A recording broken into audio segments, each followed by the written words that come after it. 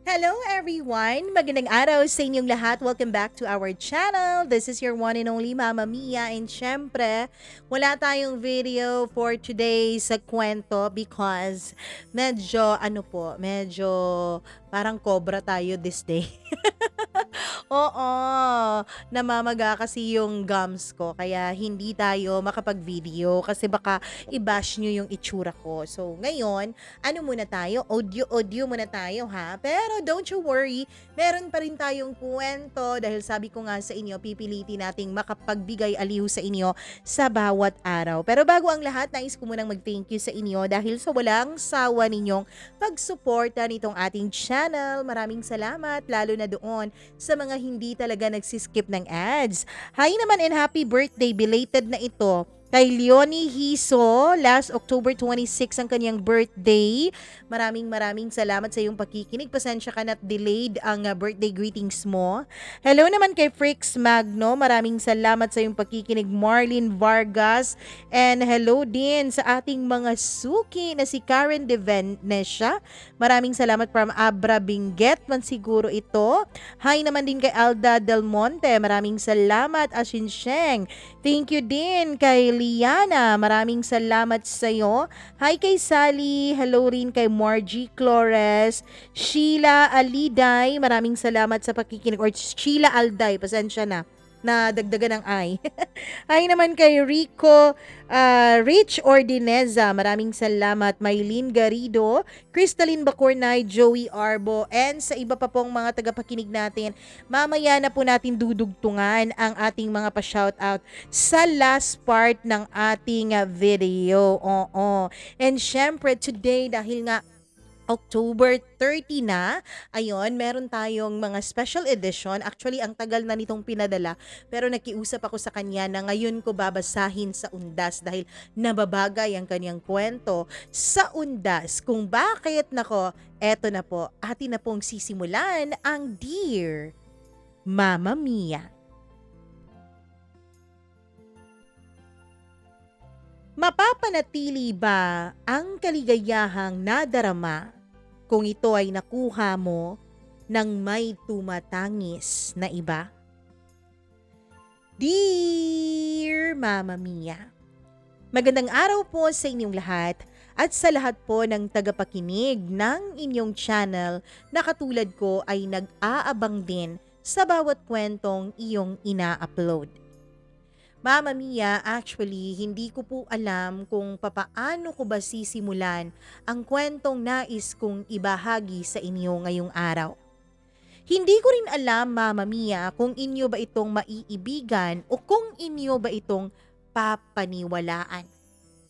Pero Mama Mia, I swear, from the bottom of my heart, na totoo po ang lahat ng nangyari dito sa aking kwento. Para maintindihan niyo po ang lahat, nais ko munang simulan sa pagpapakilala sa aking sarili. Itago niyo na lamang ako sa pangalang Angeline.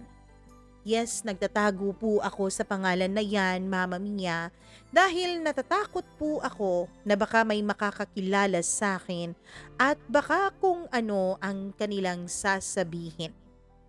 Actually, Mama Mia, ang pangyayaring ito ay nanatili lamang sa loob ng aking mga malalapit na kaibigan at pamilya. Wala pong ibang nakakaalam nito dahil pinakiusapan ko po ang mga nakakaalam na sana wag na nilang ipagsabi pa sa iba. Mama Mia, lumaki naman akong buo ang pamilya ko. Nag-iisa po akong anak ng aking mga magulang. Maganda po ang buhay namin nung una. Parehong may trabaho ang aking mama at papa. Ako naman ay nag-aaral noon sa isang magandang eskwelahan sa Manila. Oo, Mama Mia, pinanganak at lumaki na po ako dito sa Manila. Pero actually, hindi po ako nagtagal dito. Third year high school nung nalipat ako sa probinsya ng mama ko. Yun ay dahil ilang buwan bago mangyari yun ay napapansin ko na po na parang may kakaiba na ikinikilos ang aking mga magulang. Alam ko naman, Mama Mia, dahil malaki na ako nung mga panahon na yon na wala talagang perpektong pamilya. Wala ring perpektong relasyon, lalo na sa mag-asawa. At meron talagang pagkakataon na nag-aaway o di kaya'y may mga bagay na hindi sila napagkakasunduan. Normal lang naman yon. Kahit pa nga pilitin ng mga magulang kong itago sa akin ang bagay na yon, ay napapansin ko naman kapag meron talaga silang tampuhan.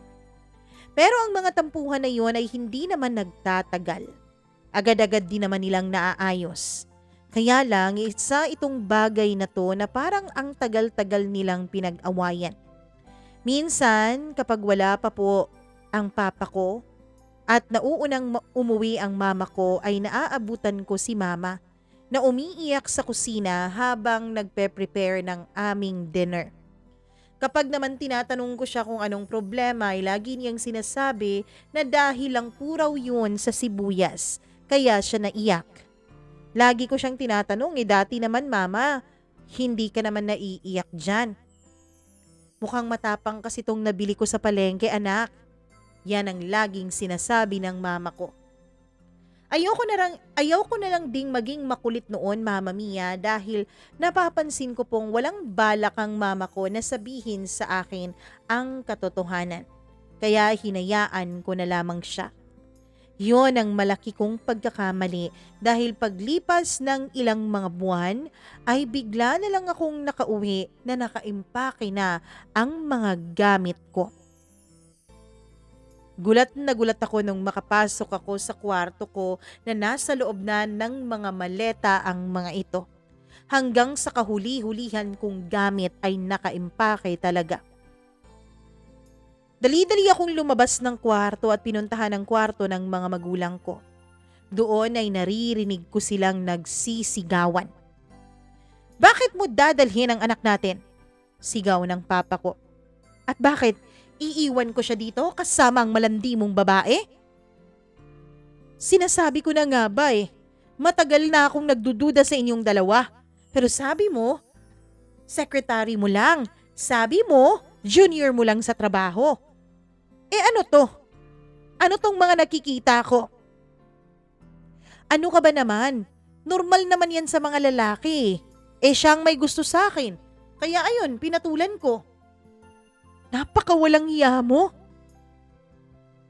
Sa'yo naman ako umuuwi. Ikaw naman ang mahal ko. Hindi ako naniniwala dyan sa pagmamahal na yan. Dahil kung talagang totoong mahal mo ko, hindi mo ako lolokohin. Sakto namang bumukas ang pintuan at lumabas ang mama ko, bit-bit din ang mga maleta niya. "O ano, Angeline? Kunin mo na yung mga maleta mo at aalis na tayo." "Po, bakit po, mama?" "Itanong mo dyan sa magaling mong ama. May kabit yan." Diretsyong sabi ng mama ko. Wala akong nagawa noon. Gusto ko mang manatili doon, Mama Mia, ay hindi na maaari dahil alam kong mas masasaktan ng mama ko kapag pipiliin kong magstay sa bahay na yon kasama si Papa. Agad-agad kong kinuha ang mga gamit ko. Nakiusap noon ang papa ko na wag akong sumama sa mama ko dahil maayos din daw nila ang kanilang hindi pagkakaunawaan. Kaya lang first time ko talagang nakita na ganun kagalit ang mama ko, Mama Mia. Kaya alam ko na malabong mangyari ang sinasabi ni Papa na magkakabalikan silang dalawa. Kaya sumama ako nun sa mama ko. Umuwi kami ng kanilang probinsya. Huwag kang mag-alala. Sa susunod na linggo, kukunin ko ang mga credentials mo dun sa dati mong school. Dito ka na mag-aaral. Dito ka na mananatili. Mama Mia, bilib din naman ako sa tapang ng mama ko. Hindi ko talaga lubos aakalain na masisira ng dahil lang sa isang babae ang magandang samahan nila ng papa ko. Pero hindi nagpatalo ang mama ko. Yes, may mga araw na nakikita ko siyang umiiyak. May mga araw na nakikita ko siyang nasasaktan. Kung minsan nga ay sinasampal pa niya ang sarili niya na hindi ko talaga mapigilang lapitan siya at pigilan na gawin niya yun sa kanyang sarili. Hanggang sa pinayuhan ako ng tita ko na hayaan ko na lang daw muna ang mama ko. Matapang ang mama mo, Angeline. Kaya niya yan. Hayaan mo muna siyang magluksa sa namatay nilang relasyon ng papa mo. Pero pasasaan ba't matatauhan yung mama mo at magiging maayos din ang lahat. Inenroll ako ng mama ko sa isang pampublikong eskwelahan. Nung una ay medyo diring-diri pa ako noon at ang sabi ko, buti kung doon na lang sana ako sa Manila at doon na lang ako kay papa. Pero nagalit sa akin ng mama ko. Anong gusto mo? Doon ka sa mga manloloko? Para doon ka lumaki at matuto ka ring maglukot gagaya niya? Dito ka lang, sabi niya. Mama Mia, narinig ko isang araw na may kausap ang tita ko sa cellphone. At noon ay nalaman ko na ang papa ko pala yun. Nakikiusap siya na kausapin ako at ang mama ko pero umayaw si tita. Gustong-gusto raw ng papa ko noon na magsustento pero ayaw ng mama ko. Mataas po ang pride ng mama ko. Ang sabi niya kayang-kaya daw niya akong buhayin at hindi niya kailangan ng lalaki. Pero sadyang mahirap sa probinsya. Kaya nagdesisyon ng mama kong mag-abroad dahil meron siyang kaklase doon na nakapag-settle na sa New York. At tutulungan daw siya na makakuha ng kaniyang employer doon, Mama Mia. Wala pang 3 buwan ay nakakuha din agad ng trabaho ang mama ko at umalis papuntang New York. Ako ay naiwan sa pangangalaga ng tita ko na wala pang asawa nung mga panahon na yun. Year 2004 po yun, Mama Mia. 3rd year high school ako at transferee dun sa pampublikong paaralan na yon. Mama Mia, iba po pala ang vibe kapag nasa pampubliko kang paaralan. Para itong survival of the fittest. Hindi katulad sa amin noon na nasa pribadong paaralan na lagi pong may tumitingin sa amin. May mga gwardya, may mga guro na lagi kaming inaasikaso. Pero kapag nasa pampublikong paaralan ka, wala ka talagang magagawa kundi alagaan at protektahan ng sarili mo. Hindi pa naman ako sanay noon sa mga bullies at dahil nga kakaiba ang salita ko dahil Tagalog at sila naman ay mga Bisaya, ay may mga pagkakataon po na nabubuli ako, Mama Mia. Lalo na kapag hindi ko naiintindihan ang kanilang mga sinasabi. At dito ko na nga nakilala si Bianca. Sa lahat ng mga kaklase ko, si Bianca lang talaga ang kumausap sa akin ng matino. Yung iba ay mga mababait naman pero natatakot po sila na baka isali sila sa mga bully sa pagtitrip kaya hindi nila ako kinakausap. Pero si Bianca, Mama Mia, ay kakaiba sa kanila. Matapang po siya. Kapag merong umaaway sa akin, kapag merong nangtitrip sa akin, lalong-lalo na yung mga babae na mga maldita, ay talagang pinapatulan niya. Walang pwedeng gumalaw sa iyo, no? Best friend kaya kita? Sabi ni Bianca sa akin. Nagulat ako noon, Mama Mia. Best friend agad? Wala pa ngang 3 buwan mula nung magkakilala kaming dalawa. Pero sabi niya, best friends na raw kaming dalawa. At dahil nga wala naman akong ibang kaibigan, ay si Bianca po ang naging ka-close ko. Siya ang kasama ko sa tuwing gumagawa kami ng mga projects at ng mga assignments. Sa tuwing merong grouping sa eskwelahan, lalo na kapag mga drama presentation o kung ano paman, ay lagi talaga akong isinasama ni Bianca sa grupo nila. Pumapayag din naman ng mga guro dahil wala pa po akong masyadong close doon sa school at ang gusto nila ay maging kampante ako. Natutuwa naman ako kay Bianca at si Bianca po pala, Mama Mia, ay ang pinakamatalino sa klase. Kaya wala pong masyadong nambubuli sa kanya. Dahil kapag ganon ay hindi niya talaga pinapakopya. Kaya mula nung madikit ako kay Bianca ay nagkaroon na rin ako ng iba pang mga kaibigan. Naging masaya din naman ang buhay eskwela ko kahit na nalulungkot ako sa nangyari sa pamilya namin. Sinabi ko kay Bianca ang lahat-lahat ng nangyari at lagi niyang sinasabi sa akin na nangyari daw yun dahil may dahilan. Kung ano daw ay hindi pa namin alam. Lagi niyang sinasabi sa akin na Turuan ko raw na maging matapang ang sarili ko. Masaya ako sa pagkakaibigan namin ni Bianca. Sabay kaming graduate ng high school at sabay din kaming nagkolehiyo. Pareho kami ng kurso, Mama Mia. Kasi nga ang gusto ni Bianca ay lagi daw kaming dalawang magkasama. Kaya kinuha niya rin kung anong balak kong kunin na kurso. Yun din daw naman talaga ang gusto niya. Alam mo, sa tingin ko, soulmates tayong dalawa, Angeline. Dahil pare-pareho tayo ng gusto sabi niya. Nagkaroon ako ng kapatid sa katauhan ni Bianca at masaya ako dahil doon, Mama Mia. Hanggang sa dumating ang year 2009. Third year college na kami nung mga panahon na yun. Isang araw ay inimbitahan kami ng isa naming kaklase at kaibigan na rin na nakatira sa kabilang barangay dahil piyesta po iyon sa kanila. Game na game naman kaming dalawa ni Bianca. Pero nung araw ng fiesta, nung puntahan ko na si Bianca sa bahay nila, ay hindi ito pwedeng sumama dahil nagkaroon po ito ng lagnat at inuubo pa. Hindi po siya pinayagan ng kaniyang mama na umalis. Mama, please, gusto kong sumama.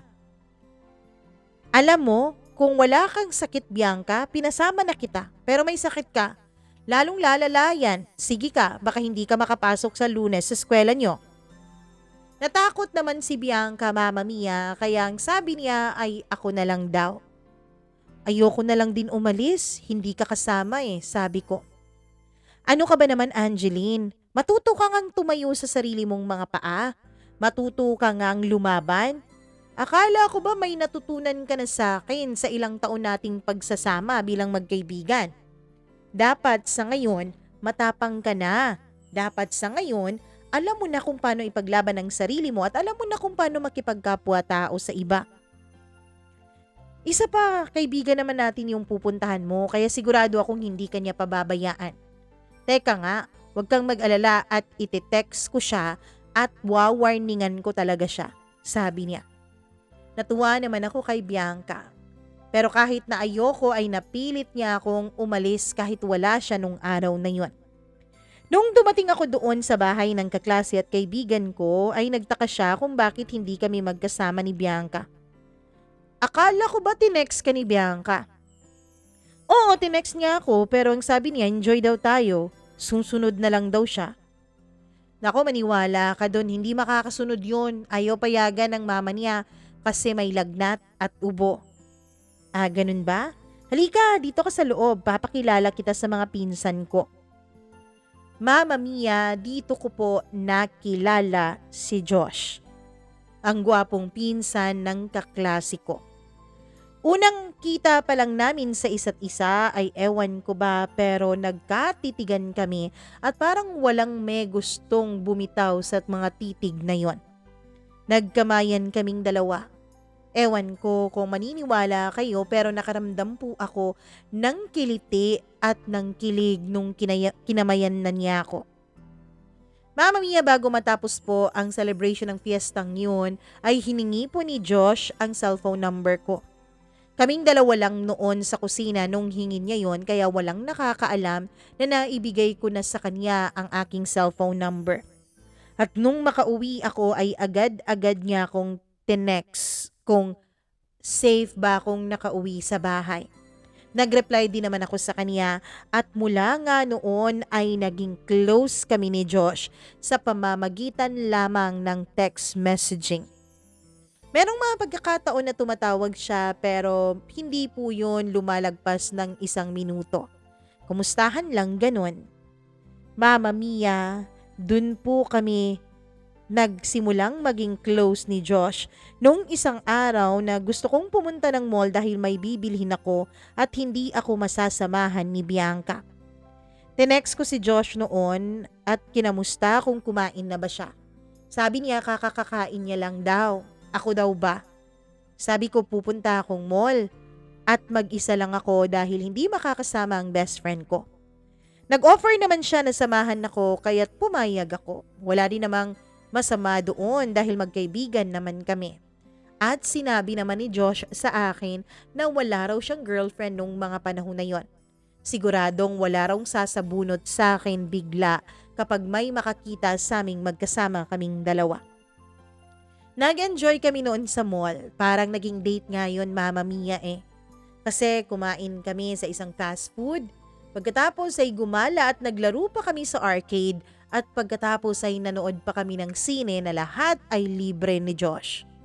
Doon nga nag-umpisa ang pagiging close naming dalawa sa isa't isa.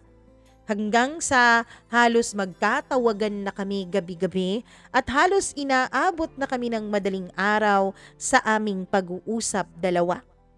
Natutuwa talaga ako kay Josh at alam kong ganun din siya sa akin. Ewan ko ba, Mama Mia, kung bakit hindi ko magawang ikwento kay Bianca ang tungkol kay Josh. Siguro dahil natatakot po akong ma-jinx nung mga panahon na yon. Natatakot akong ma-jinx ang nasimulan naming landian ni Josh sa isa't isa. Kaya hindi ko na lang na-mention sa best friend ko na meron na pala akong ka-MU. Bali, mutual understanding. Yes, Mama Mia, ka-MU na po. Dahil nag-umpisa na po kaming magsabihan ni Josh noon na gusto namin ng isa't isa although wala pa pong ligawang nangyari. And masasabi ko pong landian dahil unti-unti po ay nag-uusap kami ni Josh tungkol sa mga bagay-bagay na may kinalaman sa pakikipagtalik at pakikipagrelasyon. Ewan ko kung bakit kampante akong pag-usapan yun na si Josh ang kausap ko. Hanggang sa naging close na nga kami. Hanggang sa sinabi na niya sa akin, Mama Mia, na liligawan niya ako. Sabi ko ayos lang din naman. Hindi din naman ako pinagbabawalan ng mama ko na magpaligaw pero ang lagi niyang sinasabi ay dapat unahin ko raw ang aking pag-aaral. Okay na rin naman siguro yun kasi third year college na rin naman ako, 'di ba? Malapit na rin naman akong magtapos kasi 4-year course lang naman ang kinuha ko. Kaya nagpaligaw na ako. Pero isang gabi, Mama Mia, galing ako noon sa bahay ni na Bianca dahil summer break nung mga panahon na yon. Kapag summer ay lagi talaga ako sa bahay nila. Tinutulungan ko siyang magtinda ng halo-halo na paninda ng kaniyang mama. Natutuwa din kasi ako sa ganon. Kaya lagi akong nasa bahay nila kung wala kaming lakad ni Josh. Pag-uwi ko isang gabi ay nagulat ako dahil iyak ng iyak ang tita ko. At nung makita niya ako ay sinalubong niya agad ako ng yakap at mas lalo pa siyang umiyak. Ano po bang nangyayari sa iyo, tita? Angeline, may masamang balita ako sa iyo, ha? Hindi ko halos maintindihan ang sinasabi niya dahil magkahalo na po ang kanyang luha, sipon at pati na rin pawis. Angeline, ang mama mo, wala na. Yun lang po ang naintindihan ko sa mga sinabi niya. Mag-aalas 9 na noon ng gabi. Kaya hindi ko talaga alam kung paano ako magre-react, kung sisigaw ba ako o hindi. Halos natulala ako noon. Niyugyug ng tita ko ang mga balikat ko at dun pa ako nagising sa isang katotohanan na wala na po ang mama ko. Nadisgrasya daw po siya doon sa kanyang pinagtatrabahuan sa New York. At wala na raw itong buhay nung naisugod sa ospital. Ang papa ko raw ang tumawag sa kanya dahil siya daw po ang tinawagan ng kaibigan ni mama na nasa New York. Siguro dahil hindi pa po annulled ang kasal ng mama at papa ko, kaya si papa pa rin ang may legal na karapatan kay mama. Kailangan nating lumuwas ng Maynila bukas. Kasi dadalhin daw doon sa bahay ninyo ang mga labi ng mama mo at doon daw ito paglalamayan. Umiiyak na ako noon at halos wala na akong maintindihan sa mga sinasabi ng tita. Grabe ang iyak ko noon, Mama Mia, na halos ayoko nang tumigil. Pumasok na kami ni tita sa kanya-kanya naming mga silid. Alam kong hindi pa rin siya nakakatulog katulad ko. Ilang taon kaming hindi nagkita ni Mama. 6 years na almost, Mama Mia, na hindi kami nagkikitang dalawa. Huling kita ako sa kanya 2004 pa. Tapos ngayon makikita ko siya pero mga labi na lamang niya. Sobrang iyak ko noon na hindi ako makatulog. Nung biglang tumawag si Josh sa akin. Sabi niya na panaginipan daw niya ako. Kaya daw siya tumawag dahil meron daw nangyaring masama sa akin sa panaginip niya. Sinabi ko sa kanya ang totoong nangyari, Mama Mia. Sabi ko magkita kaming dalawa. Nagkita kami sa may plaza na malapit lang din sa barangay namin. Doon ko nilabas kay Josh lahat ng hinanakit ko. Iyak nang iyak ako noon, Mama Mia. Wala siyang ibang ginawa kundi niyayakap lamang niya ako habang patuloy na hinahaplos ang likod ko. Aalis kami, Josh. Bukas. At isa pa sabi ng tita ko, baka hindi na raw ako babalik dito. Ano? Anong ibig mong sabihin? Sinabihan kasi ng papa ko ang tita ko, Mama Mia, na dun na lang daw din ako pagtatapusin ng aking pag-aaral. Total naman summer break nung mga panahon na yun kaya madali lang sa akin na dun na mag-enroll sa Maynila. Paano tayo? Paano tayong dalawa? Tumayo ako at hinawakan ko ang kamay ni Josh. Halika, alis tayo.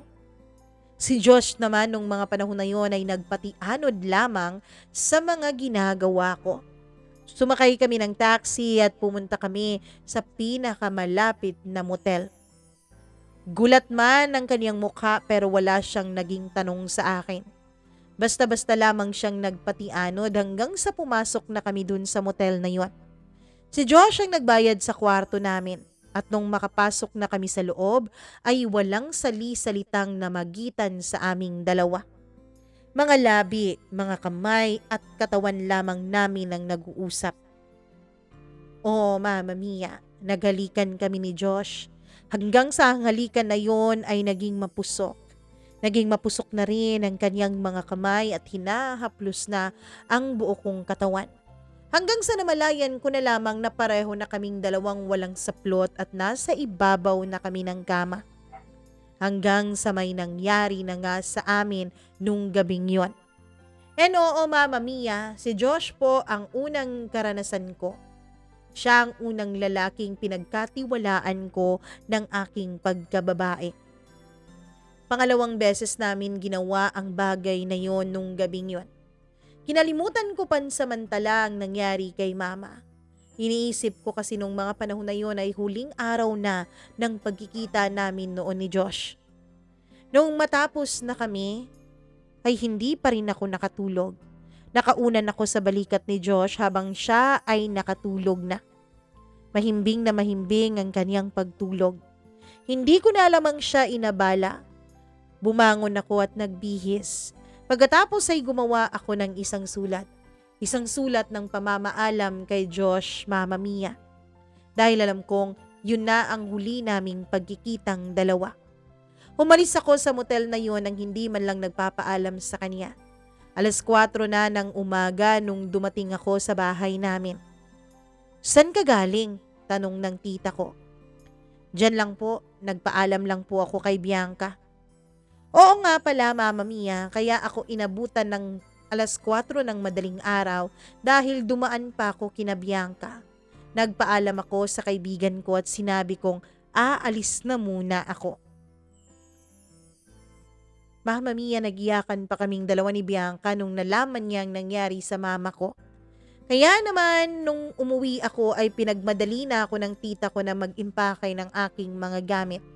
Dahil dederecho na raw kaming airport at doon na kami kukuha ng ticket para makaalis. At yun nga, nakabalik ako ng Maynila. 2 araw ng pagkabalik ko ay dumating na ang mga labi ng mama ko. Iyak ako ng iyak noon.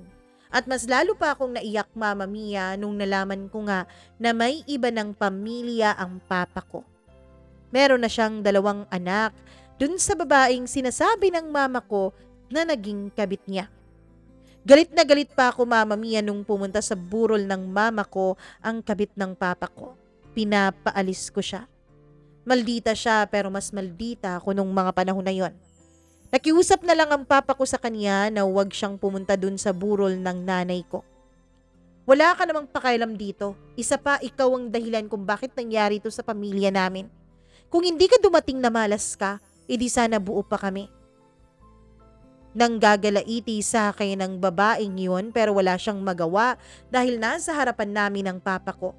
Ako naman ay pinagalitan ng papa ko. Alam kong nasasaktan ka sa nangyari sa mama mo pero wala kang karapatang manakit ng iba. Bakit po? Sino po ba ang unang nanakit sa amin? Di ba ako ang una niyong sinaktan?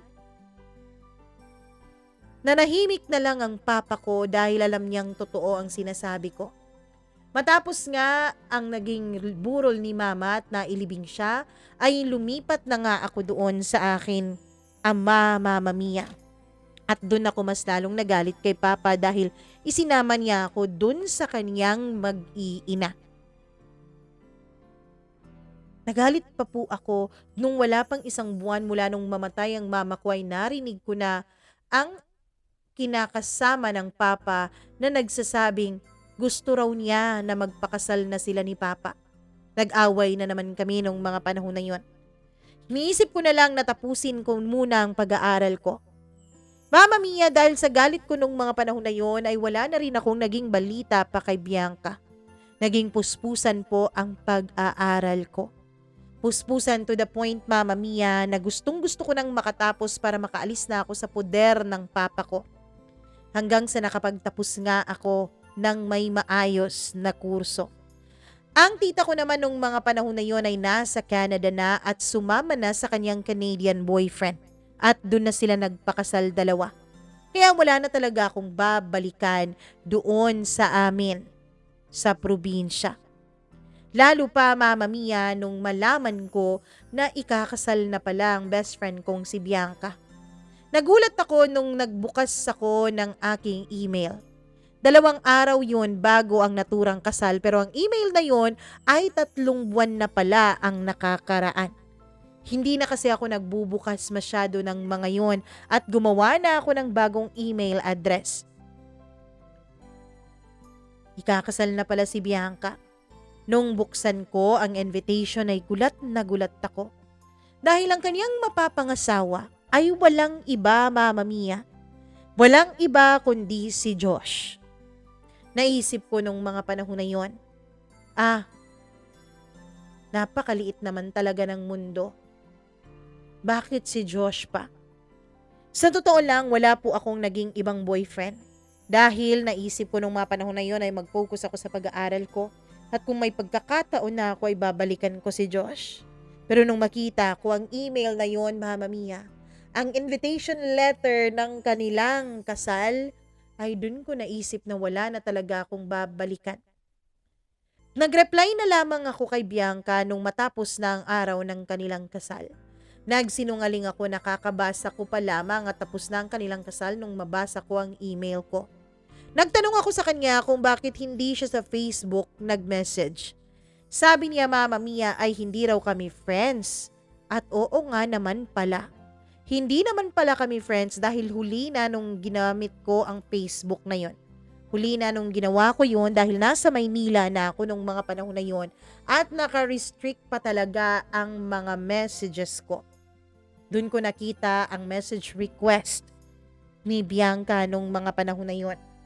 Kaya wala talaga akong kaalam-alam na ikakasal na pala sila. Hanggang sa habang nagpoproseso ako ng mga papeles ko papuntang Canada dahil tinutulungan ako ng tita ko nung mga panahon na yon dahil alam niya ang kagustuhan kong makaalis sa poder ng papa ay hindi sinasadyang pagkakataon na nagkita kami ni Josh sa isang mall. Gulat na gulat ako kung bakit nasa Maynila siya. Ang sabi niya, dun daw din kasi siya nagtatrabaho. Tinanong ko kung nasaan ang asawa niyang si Bianca. Ang sabi niya, nasa probinsya daw at doon daw muna ito hanggang makapanganak. Buntis pala si Bianca, Mama Mia. Ganun ba? Nasa probinsya pala siya? Bakit hindi ka na nagparamdam, Angeline? Tanong ni Josh. Wala na busy kasi ako. Ayan tuloy, Imbis na sa'yo ako ikakasal, kay Bianca tuloy. Huwag na nating pag-usapan yan, Josh. Tapos na, nangyari na ang mga nangyari. Pero mahal mo pa rin ba ako? Tanong niya. Nagulat ako sa tanong na yon. Josh, paano mo nasabing mahal kita? Wala naman tayong naging relasyon, 'di ba? Ang sabi ko sa iyo noon, gusto lang kita. Alam kong mahal mo ako, Angeline, dahil hindi mo ibibigay sa akin ang sarili mo kung hindi mo ako mahal. Mama Mia, kinulit ako ng kinulit ni Josh noon. Hanggang sa nalaman nga niya kung saan ako nakatira. Lagi niya akong pinupuntahan hanggang sa tuluyan nga akong naakit kay Josh. Oo. Alam kong malaking pagkakamali yun, Mama Mia. Pero 3 araw po yun bago ang alis ko papuntang Canada. 3 araw yun nung tinawagan niya ako at sinabi niya sa akin na may problema raw siya. Sabi ko ay meron akong ginagawa. Please naman, Angelino. Nung nagkakaproblema ka, nandun naman ako para sa'yo, 'di ba? Sana sa pagkakataong ito, samahan mo naman ako at damayan mo ako sa problema ko. Bakit? Ano bang problema mo? Tanong ko. Pwede bang sa personal natin pag-usapan? Mama Mia, nagkita kami nung gabing yon. Yes, gabi po yon. Nagkita kami sa isang fast food at kumain. Tinatanong ko siya kung anong problema niya pero sabi niya tsaka na lang daw niya sasabihin kapag tapos na kaming kumain. Oh, tapos na tayong kumain. Halika na, sabi niya. Akala ko ba may sasabihin kang problema? Meron nga pero hindi dito, sa ibang lugar. Isinama niya ako at sumakay kami ng taxi. Nagulat ako nung sinabi niya ang direksyon ng taxi at pinandilatan ko siya ng mata dahil alam ko kung saan yon. Isa iyong motel, Mama Mia. Pinigilan ko siya pero hindi siya nagpapigil. Ewan ko ba pero na-excite din ako nung mga panahon na yon. Kaya sumama ako at yes, may nangyari ulit sa amin. Inisip ko noon, Mama Mia, 3 araw lang naman eh. 3 araw lang naman at aalis na ako at pupunta na ako ng Canada. Kaya siguro, ayos lang din naman na magpatuloy ang relasyon namin ng ganito, ng 3 araw.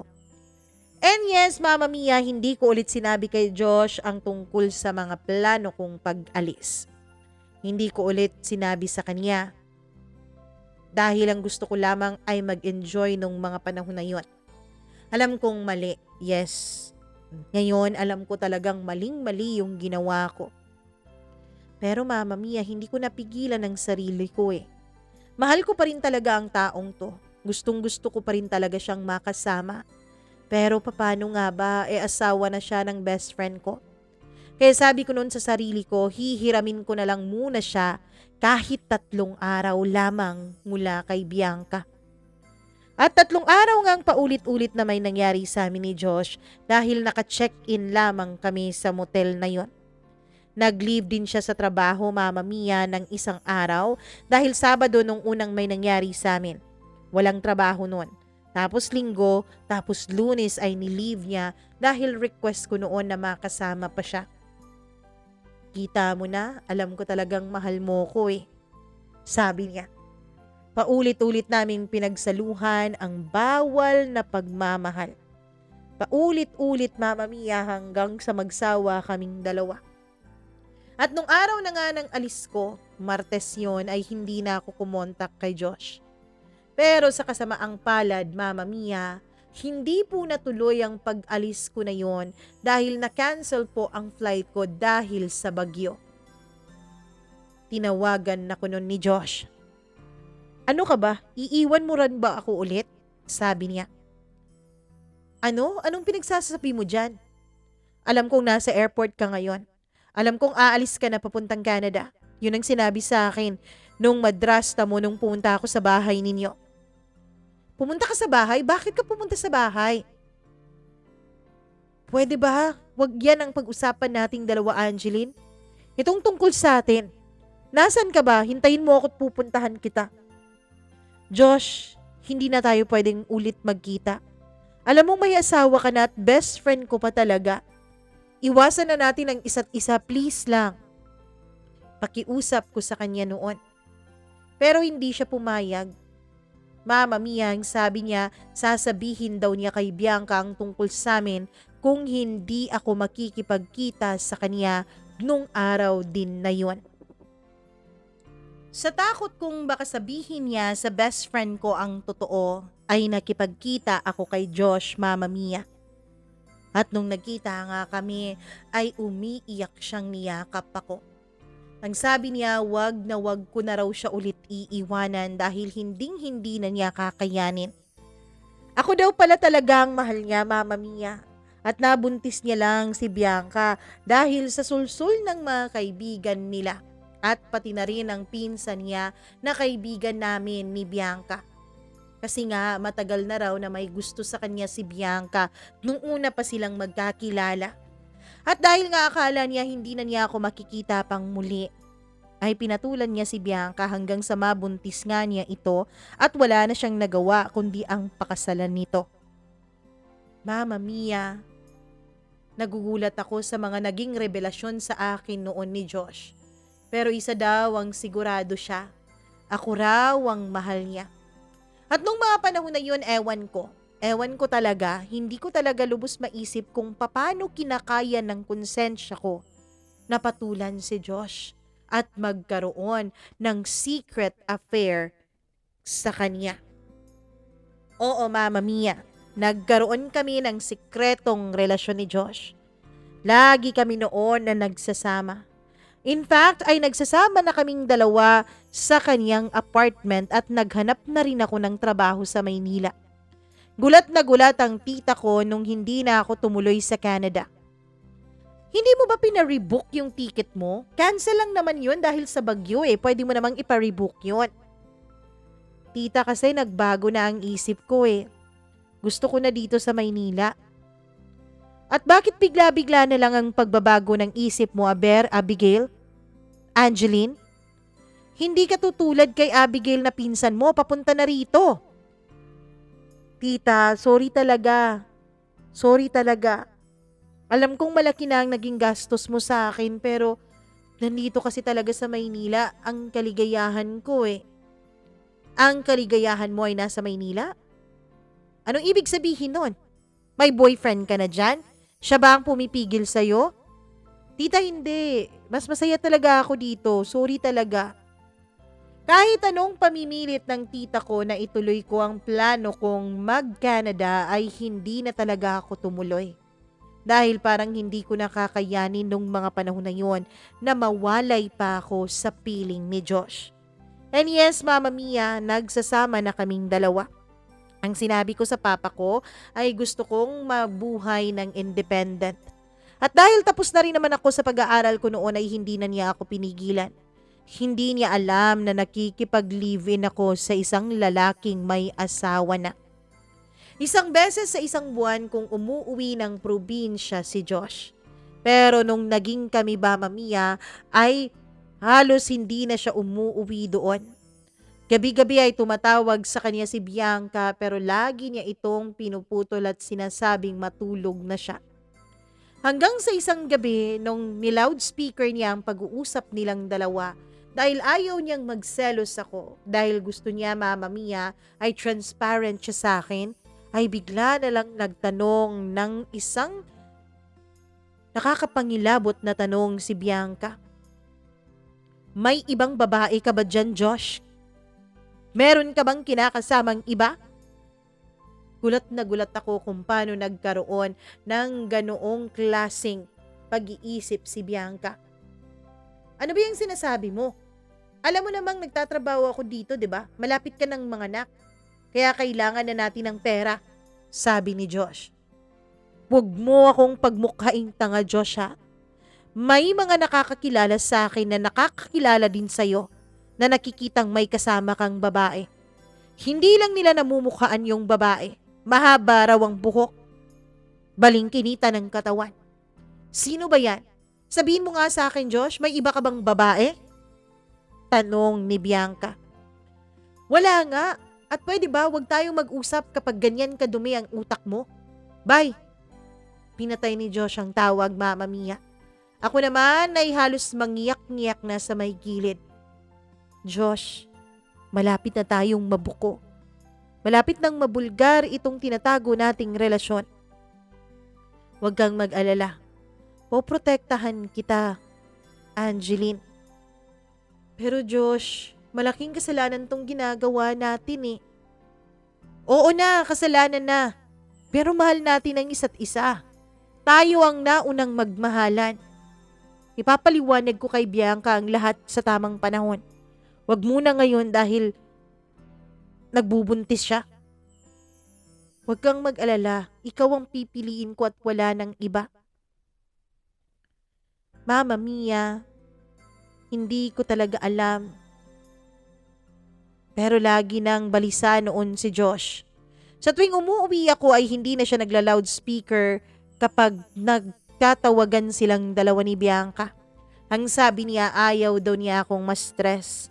Kaya ayaw niyang iparinig sa akin ang mga pinag-uusapan nilang dalawa ni Bianca dahil puro naman daw ito pambibintang tungkol sa pambababae niya. Hanggang sa isang gabi, narinig ko na lamang na sinigawan ni Josh si Bianca. Sinigawan niya ito, Mama Mia, at ang sabi niya, oo, hindi ikaw ang mahal ko at may iba akong mahal. Pero huwag kang mag-alala, papanindigan ko pa rin naman kayong dalawa ng bata. Pero hanggang doon na lang yun, Bianca. Hindi na kita kayang makasama pa dahil may iba akong minamahal. Mama Mia, nung mga panahon na yun ay kakaibang awa ang naramdaman ko para sa best friend ko. Hindi, para sa dati kong best friend. Hindi ko na pala siya best friend nung mga panahon na yon kasi kung tinuturing ko pa siyang best friend ay hindi ko siguro magagawa sa kaniyang bagay na yon. Pinatay ni Josh ang tawag at tinanong ko siya kung bakit niya inamin kay Bianca ang totoo. Sabi niya sawang-sawa na raw siyang magsinungaling. Sabi niya sawang-sawa na raw siyang itago ang relasyon naming dalawa. Pero dapat naman talaga nakatago tayo, Josh. Dapat naman talaga itinatago mo ako dahil kabit mo lang naman ako. Huwag mong sasabihin yan.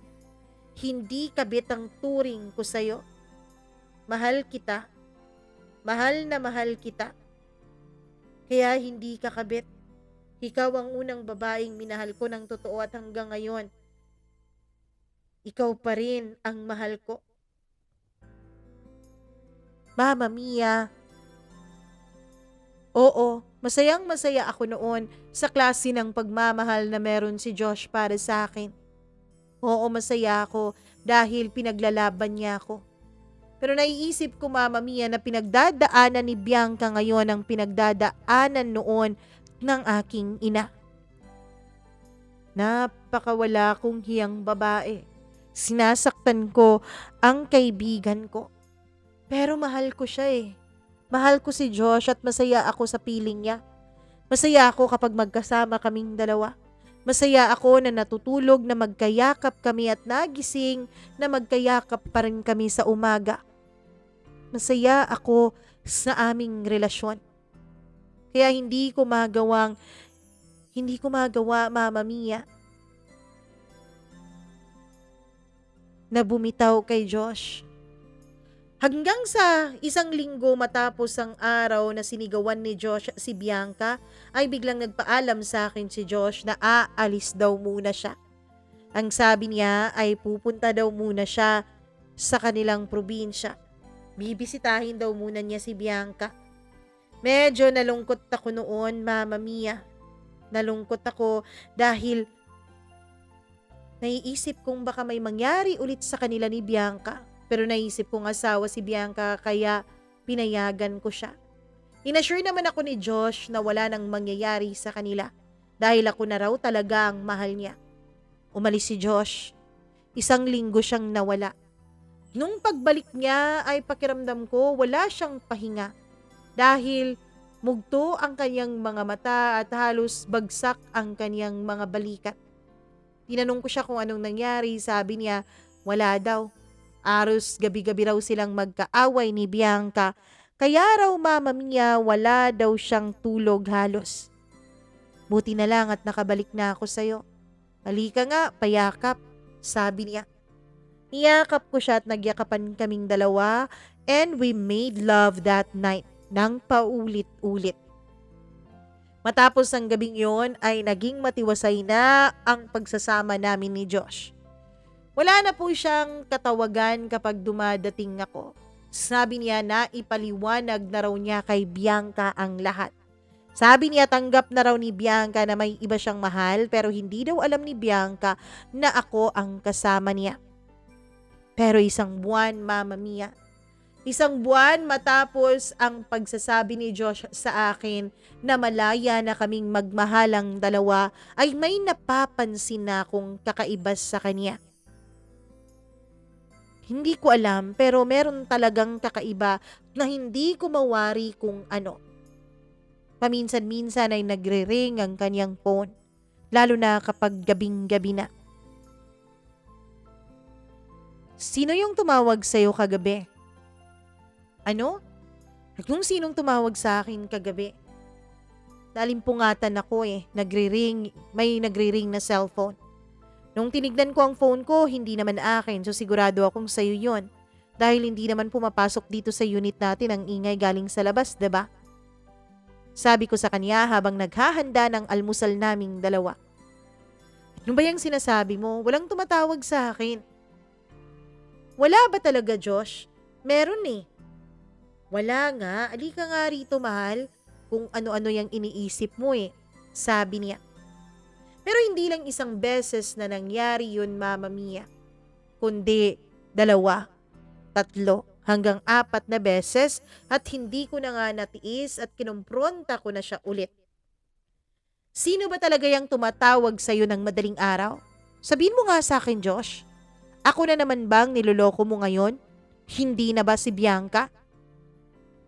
Pwede ba wag na nating pag-usapan si Bianca? At pwede ba wag ka ngang tumulad sa kanya? Napakabungangera mo Wala nga akong ibang kausap. Wala nga akong katawagan. Halos hindi na ako makatulog noon, Mama Mia, dahil inaantay ko na mag-ring ulit ang phone niya. Gusto kong sagutin ang phone na yon dahil gusto kong malaman kung sino ang tumatawag sa kanya ng 10 oras ng gabi. Hanggang sa dumating na nga ang araw na nag-ring yon. Dali-dali akong pumunta sa pwesto niya at nung kukunin ko ng cellphone at bubuksan ko na sana ay naputo lang tawag. Na para bang alam nung tumatawag na sasagutin ko na. May nakita akong missed call pero hindi ko naman makita ang pangalan dahil may lock ang cellphone ni Josh. Dati naman itong may lock na, Mama Mia, at hindi ko naman talaga hiningi ang passcode noon. Pero nung mga panahon na yun ay naiisip ko sana alam ko ang passcode. Ilang beses akong nag-try ng kung ano-anong passcode pero hindi talaga ako nakapasok. Hanggang sa natakot na ako na baka masira ko yung phone niya o baka hindi na yun magbukas kapag binuksan niya kaya tinigilan ko na lang. Kinabukasan ay naging away na naman namin yun. Paulit-ulit na away. O eto, tignan mo yung cellphone ko. Tignan mo ba kung merong nakalagay dyan na kung ano? Nung tinignan ko ang cellphone niya ay malinis yun. Walang text messages, walang message sa Skype, sa Instagram, sa Messenger. Wala, Mama Mia. Pati sa mga call logs niya ay wala.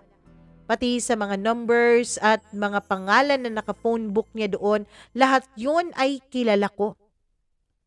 Kaya hindi ko alam kung paano niya nagagawang itago yun. Napakagaling mong lalaki ka. Siguro memorize mo, no? Memorize mo yung number ng babae mo.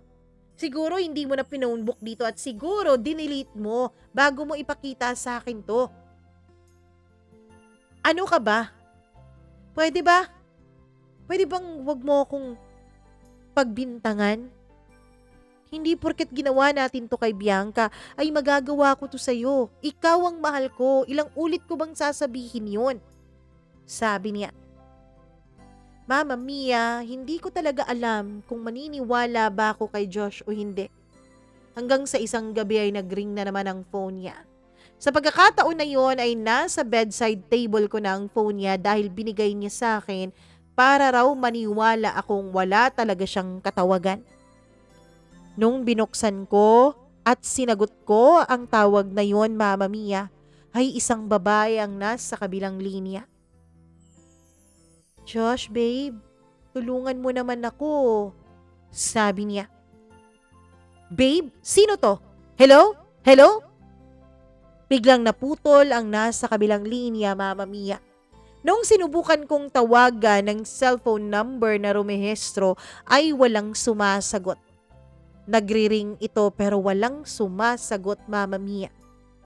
Ewan ko kung sino ang babaeng yon. Pero sa galit ko ay nahampas ko si Josh kahit tulog na tulog pa siya nung mga panahon na yon. "Sino tong tumatawag sa'yo? Sino to?" "Ano bang tumatawag? Wala nga. Eto ang number na tumatawag sa'yo."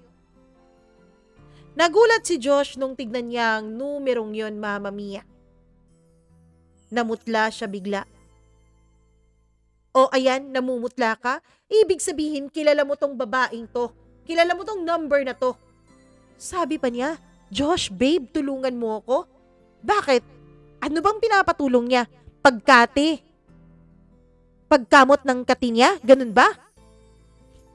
Galit na galit ako nung mga panahon na yun, Mama Mia. Hinablot ni Josh ang cellphone niya at lumabas siya at umalis ng bahay. Sobrang nanggagalaiti ako noon dahil tinatawagan ko siya pero hindi ko makontak.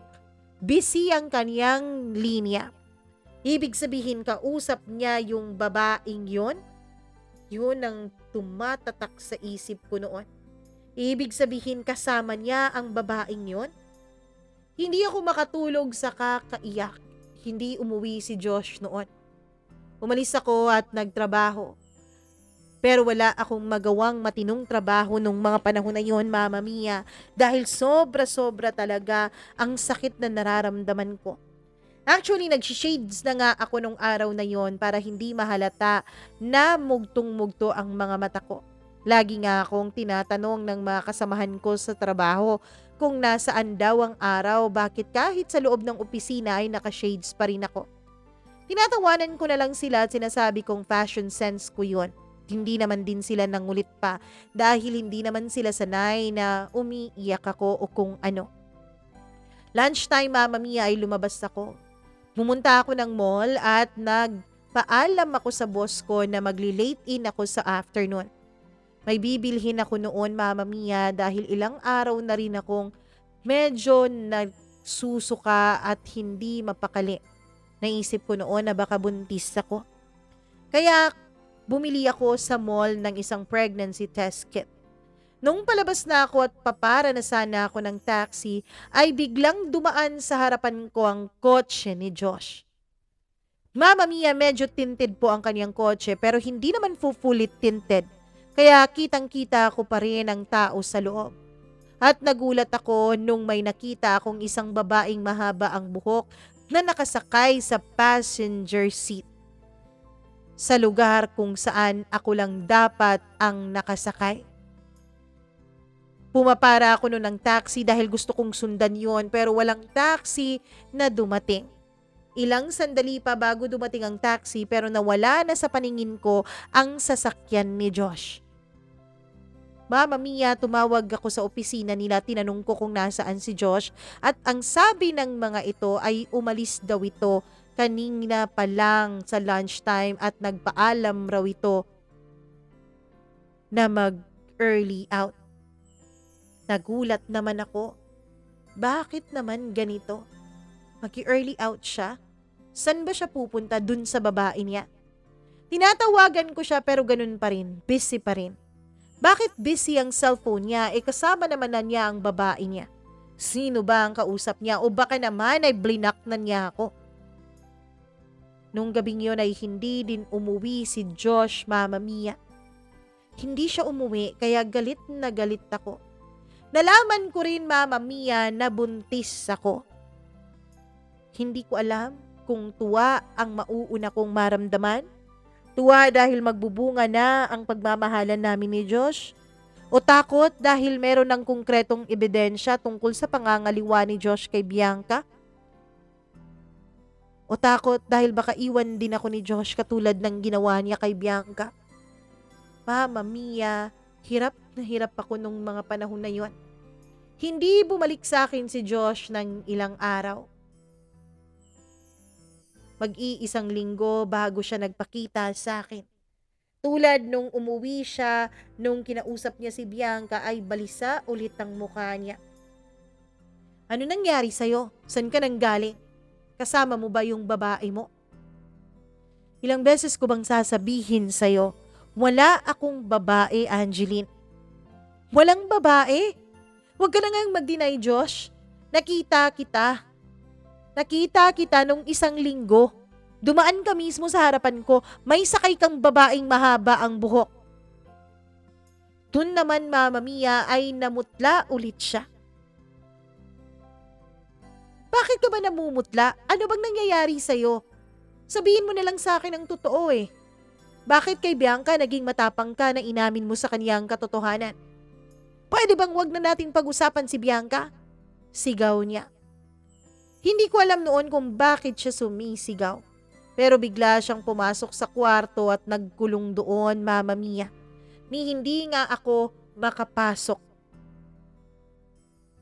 Ganon kami halos ng 3 araw. Walang imikan.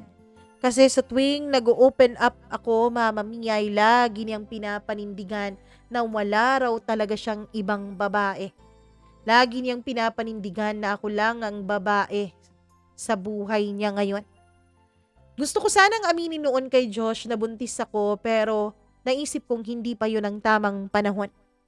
Dapat ay maging malinaw muna sa amin ng lahat. Ayokong maging dahilan ng bata para sa kanyang desisyon, Mama Mia. Gusto ko kung ako ang pipiliin niya, kung meron man talaga siyang ibang babae, ay ako dahil ako ang mahal niya. Hindi ako dahil buntis ako. Yun ang iniisip ko nung mga panahon na yun. Hanggang sa hindi na naman ulit nagpakita sa akin si Josh. Nalaman ko na rin, Mama Mia, na nag-resign na pala siya sa trabaho niya. Nung bumalik ako, Mama Mia, sa aming apartment, ay nagulat na lamang ako nung wala na ang mga gamit ni Josh.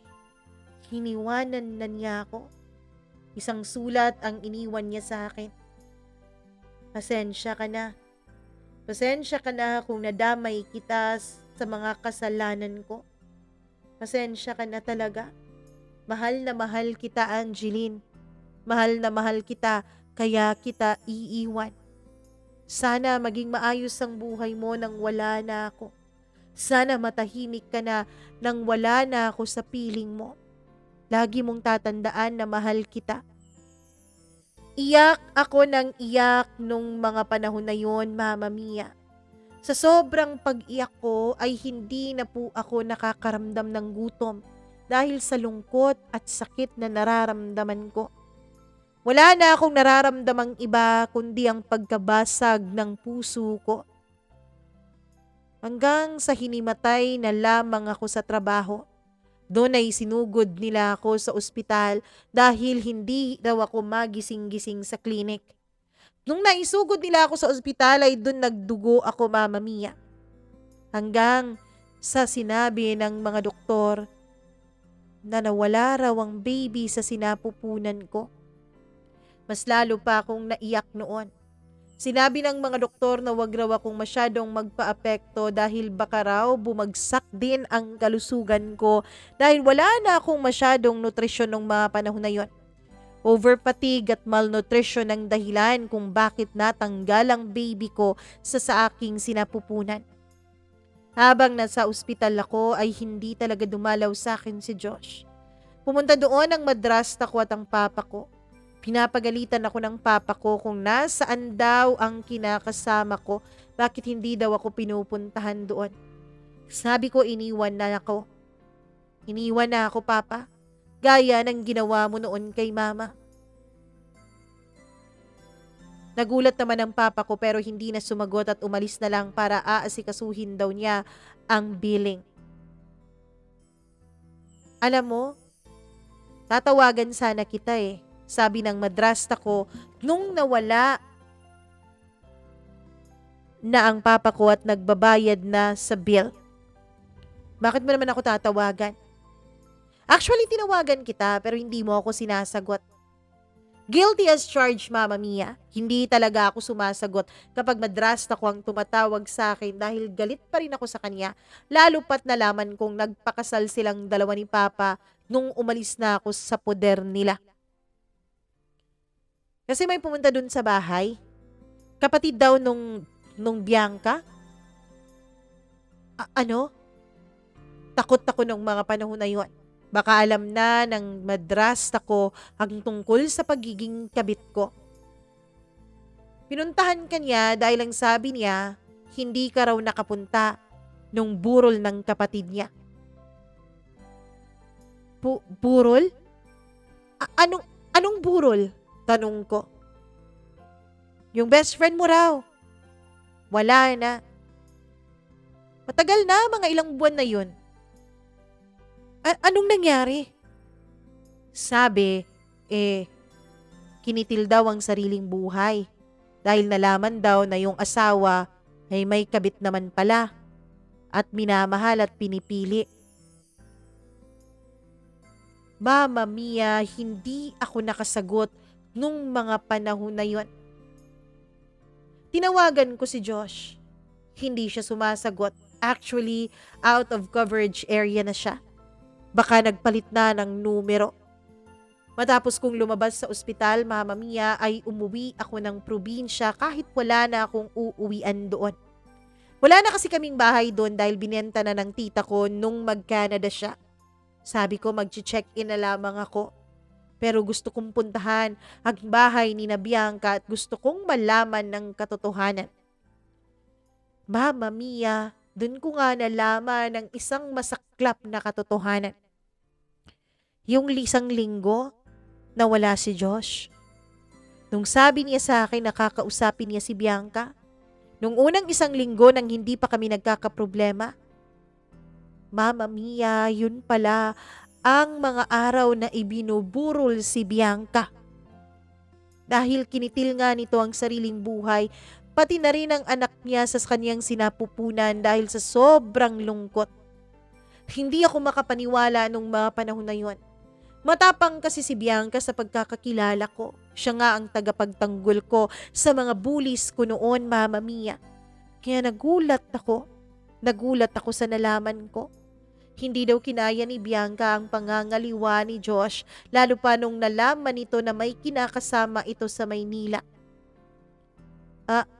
Alam niyo po ba kung sino ang kinakasama niya? Kinakabahan kong tanong. Hindi. Hindi din nalaman siguro ni Bianca dahil hindi naman ito nakapuntang Maynila. Pero may nagsabi kasi sa kanya na may kinakasama daw si Josh. Kaya ito, nagpatiwakal. Nagpasama ako sa kapatid ni Bianca, papunta sa kanyang puntod, Mama Mia. Nagsindi ako ng kandila at nag-alay ng bulaklak. Pagkatapos ay nagsabi ako sa kapatid niya na uuwi na ako. Pero hindi ako umuwi. Nung makaalis na ang kapatid niya, ay bumalik ako dun sa puntod niya at dun ako umiyak na humihingi ng tawad. Mama Mia, in-email ko si Josh pagkatapos nun. In-email ko siya at sinabi ko sa kanyang bakit hindi niya sinabi sa akin ang katotohanan. Bakit ang sabi niya ayos na kay Bianca ang lahat at legal na kami kay Bianca. Yun pala ay legal na kami dahil wala na pala si Bianca. Wala na pala siyang asawa. Akala ko ay hindi sasagutin ni Josh ang email ko. Hindi ko kasi siya matawagan at nung tinext ko siya ay wala namang response kaya kumbinsido ako nung mga panahon na yon na nagpalit siya ng numero. Pero nung nag-email ako ay sinagot niya ako, Mama Mia. Nagkita kaming dalawa at dun niya ay pinaliwanag sa akin ang katotohanan. Ang gusto raw niya ay protektahan ako sa lungkot, sa konsensya ko, sa guilt ko. Kaya hindi raw niya sinabi sa akin ang tungkol sa pagpapatiwakal ni Bianca. Pag sinabi niya raw ay ayos na ang lahat dahil totoo naman daw ang ayos na ang lahat. Pero maniwala kayo't sa hindi, Mama Mia, wala raw siyang ibang babae. Yung number daw na rumehistro nung may tumatawag sa kanya ay numero daw yun ni Bianca. Isang number daw niya na kanyang na-delete noon pa. Mama Mia, sabi ni Josh ay sinusundan daw siya ni Bianca. Wala raw siyang babaeng kasama noon sa kotse nung makita ko siyang dumaan. Nung dinescribe ko raw ang itsura ng babae na nakatalikod ay si Bianca daw yun. Hindi ko na kasi alam ang itsura noon ni Bianca kasi ilang taon na nga kaming hindi nagkita. Hindi naman din ito nakaharap sa akin, nakatalikod lamang. At yung bestidang sinabi kong suot ay bestida raw yun ni Bianca na siyang isinuot nila sa kanyang burol. Kaya napagtanto ni Josh, Mama Mia, na hindi raw talaga siya titigilan ni Bianca. Kaya iniwanan na lang din niya ako para matahimik ang buhay ko. Doon ko na rin inamin kay Josh ang tungkol sa naging pagbubuntis ko. Doon ko na rin inamin sa kanya ang tungkol sa pagkawala ng baby naming dalawa. Nagiyakan kaming dalawa ni Josh, Mama Mia. Pero nangako kami sa isa't isa na hinding-hindi na namin babalikan muli ang aming relasyon. Oo, nung araw na yon, nung araw na nagkaliwanagan kami tungkol sa pagkamatay ni Bianca, ay tinapos na rin namin officially ang namamagitan sa aming dalawa. Dahil alam namin na hanggat magkasama kami ay hindi kami matatahimik. Hanggat magkasama kami ay hindi rin matatahimik ang kaluluwa ni Bianca. Mama Mia, isa lang sana ang dasal ko. Sana dumating ang punto na mapatawad na rin ako ni Bianca at mapatawad na rin niya si Josh. Sa ngayon ay magdadalawang taon na akong walang balita tungkol kay Josh. Hindi ko alam kung nasaan siya, kung nakapag-asawa ba siya ulit. Ako naman, Mama Mia, ay nagtatrabaho at nag-e-entertain na ako ngayon ng mga manliligaw. Although wala pa rin naman akong minamahal dahil hindi ko pa rin alam kung pinapatawad na ba ako ni Bianca. Bawat undas, Mama Mia, ay sinisigurado ko talagang mapuntahan si Bianca kahit mahal ang pamasahe sa plane. Lagi ko yung pinag-iipunan dahil gustong-gusto kong makapunta sa kanya at sa bawat undas at birthday niya ay pumupunta ako para humingi ng tawad. Sana nga ay napatawad na ako ng best friend ko sa pagtatraidor ko sa kanya. Ewan ko kung maniniwala kayo dito sa naging storya ng buhay ko. Pero ito po ay totoong mga nangyari sa akin. Sinira ni Bianca ang relasyon naming dalawa ni Josh dahil hindi siya pumapayag na magtagumpay kaming dalawa. At naiintindihan ko kung bakit niya ginawa yun. Sa mga lalaki o mga babae ngayong may asawa, sana kapag nakapag-asawa na kayo ay panindigan nyo na lamang ang mga naging desisyon nyo. Kung naging desisyon nyo man ito hindi dahil sa pagmamahal, wala pa rin kayong magagawa dahil mag-asawa na kayo. Panindigan nyo na lamang ang isa't isa. Hanggang dito na lamang po, lubos na gumagalang, Angeline.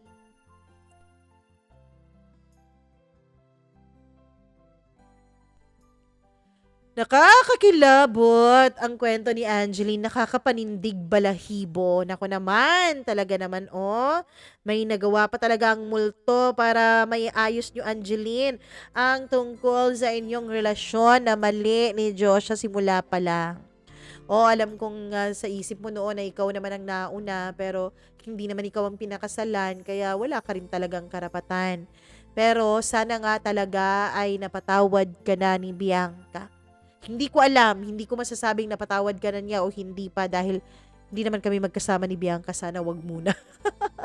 'Di ba? Pero anyway, ipagdadasal ka namin, Angeline, at sa lahat po ng may mga komentaryo tungkol sa naging kwento ni Angeline, please comment down below kung ano man ang inyong mga komentaryo diyan, and syempre maging gentle tayo sa ating mga comments at wag niyo pong kalimutan na i-like at i-share ang video na ito, pang-undas talaga at wag niyo ring kakalimutan na matapos niyong i-like at i-share ito ay mag-subscribe kayo kung hindi pa po kayo nakapag-subscribe mag-subscribe nitong ating channel. Click the notification bell para lagi po kayong updated sa tuwing meron tayong video na i-upload. And syempre, wag nyo rin kakalimutan na mag-share ng sarili ninyong kwento. Kahit anong kwento pa yan, nako, i-share nyo yan. Mag-email lamang po kayo dyan po sa blue line ang ating email address, mamamiacdo0317@gmail.com. Okay?